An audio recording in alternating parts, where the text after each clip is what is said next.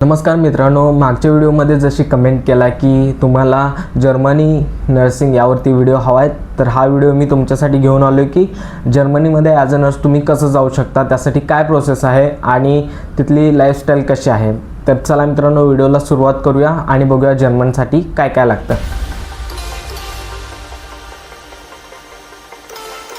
तर जर्मनीमध्ये जर तुम्ही जॉब करणार असाल तर as a nurse, Indian nurse, तुम्हाला तिथली पहिला लँग्वेज शिकावी लागते. मला लागतं की जर्मन लँग्वेज शिकणं. जर्मन लँग्वेज शिकण्यासाठी तुम्ही A1, A2, B1, B2 ह्या लेवलपर्यंत ॲज अ नर्स तुम्ही शिकू शकता आणि यावरती तुम्ही जर्मनला मूव ऑन होऊ शकता किंवा तिकडे जाऊ शकता. तर German language A1, A2, B1, B2 हे चार टप्पे आहेत लँग्वेजचे, ते तुम्ही शिकावे लागतात आणि यासाठी कमीत कमी तुम्हाला 1.5 to 2 years जाऊ शकतात लँग्वेज शिकण्यासाठी. एकदा तुमची लँग्वेज क्लिअर झाली तर तुम्हाला तुमची पुढची प्रोसेस येते ती म्हणजे डॉक्युमेंटेशन.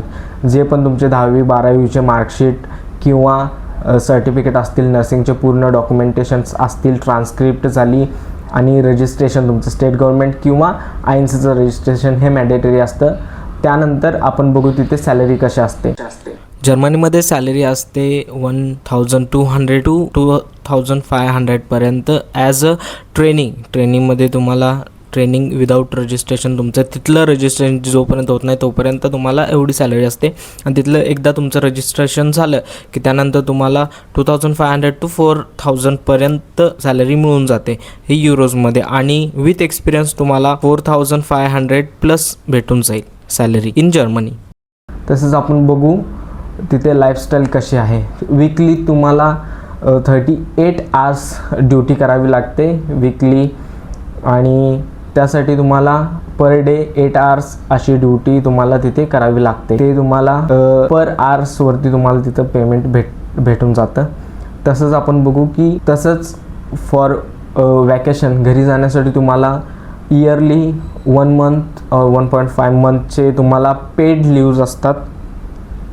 तसेच monthly holidays 8 to 10 monthly holidays असतात. तुम्ही विचार करत असाल की तुम्हाला पण जर्मनीला जायचं आहे जॉब करण्यासाठी, तर हे स्टेप्स नक्कीच फॉलो करा आणि आपल्या चॅनलला सबस्क्राईब करा. अशाच नवीन माहितीसाठी भेटू नवीन व्हिडिओमध्ये नवीन एका कंट्रीसोबत. तोपर्यंत जय हिंद.